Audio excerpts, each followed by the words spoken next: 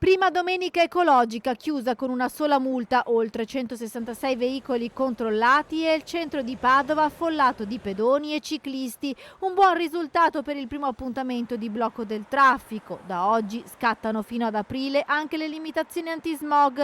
Da quest'anno lo stop dei veicoli più inquinanti comprende gli Euro 4, circa 53.000 in provincia di Padova, mentre gli Euro 5 si fermeranno in caso di allerta arancione. Sono misure, lo ricordiamo, che vengono a valle di un accordo fra le regioni del nord, fra tutte le regioni del nord, che ogni regione poi dopo ha specificato nel proprio territorio. Come dicevo, Padova, ma anche i comuni contermini, l'agglomerato, lavorano tutto insieme per avere omogeneità sia nell'efficacia che nella comunicazione verso i cittadini.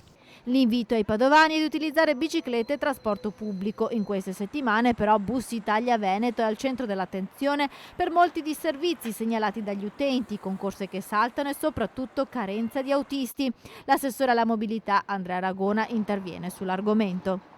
Noi abbiamo chiesto alle Ferrovie dello Stato, che detengono la quota maggioritaria di Bus Italia Veneto, di intervenire il prima possibile, in quanto hanno nominato oltre un anno fa un amministratore delegato temporaneo.